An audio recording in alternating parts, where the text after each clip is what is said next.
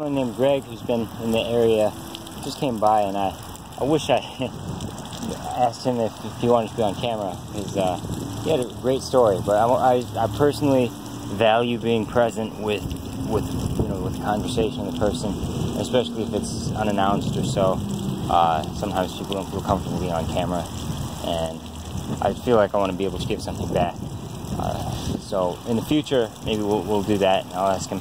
But anyways, he shared a wealth of knowledge, and that's it. I just wanted to note that.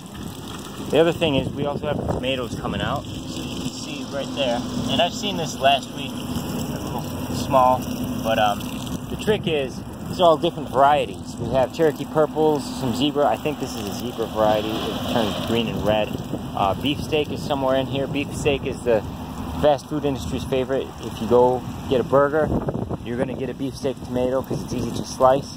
But it's also the poster child tomato for a lot of issues. So 1/3 of those tomatoes come from just in the U.S. They come from a region called Imokalee, Florida. And the farm workers there have been repeatedly under basically slave-like conditions. You know, like you pick tomatoes by the field for cents per field, like maybe 5 to 10 cents per field, and they'll get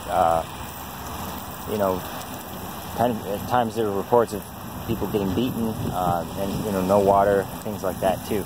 So there's a big story about that and the whole trade, NAFTA, how when you get a tomato in the U.S., it's actually gone through several places. So they might have grown it in Immokalee, Florida, shipped it, or maybe in Mexico, and then picked it super green, like what you saw earlier, super green, while it's still super hard.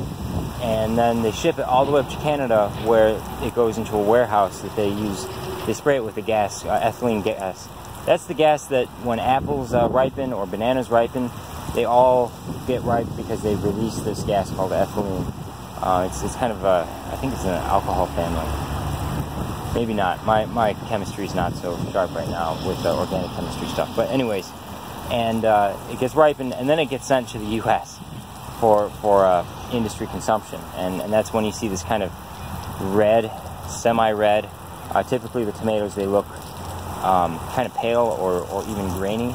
I think that's probably a sign that it's been really sped up in its process for ripening, rather than being picked straight from the vine, or maybe not even picked. Some fruits, I'm not as familiar with harvesting tomatoes, but no, actually I have. I've harvested like cherry tomatoes, and some of the best ones are actually when you just shake the plant, and the ripe ones will fall right off of the plant, or the vine, or whatever else. These are semi-vine-like. They're in the nightshade family. Tomatoes, by the way, I'm watering tomatoes right now, and so.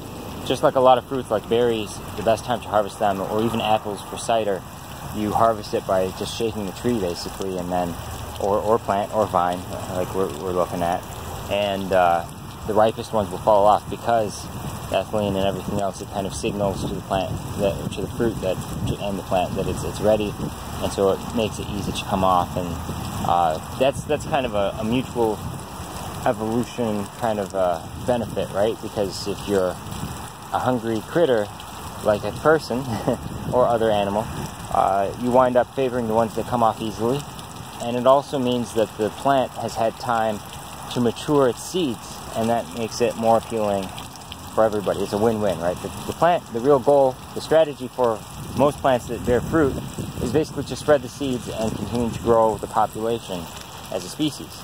At least that's how evolutionary biologists would talk. And they look at populations for evolution, not just an individual. But even for the plant as an individual, you want to spread as many as you can. And so you make your fruits as enticing as you can. So you do your best to gather the sunlight and all the other good things, water, nutrients from the ground. Here's another tomato with some fruit. And when the time's right, you make it accessible. So there's a little lesson, right? It's easy to reach. So if your fruit is just super perfect, and there's a good,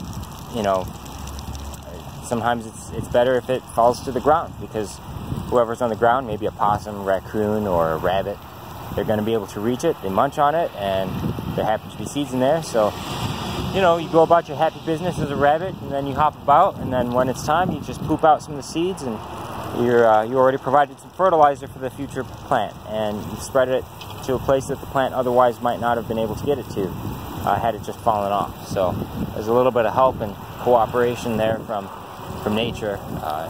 Not a very competitive model in that sense, and that's okay. That's sometimes important too. Okay, so I guess that's it for now. We'll talk again soon, and you'll hear other stories or ramblings, or not really, hopefully they're not ramblings, but tidbits and anecdotes as we go through the garden.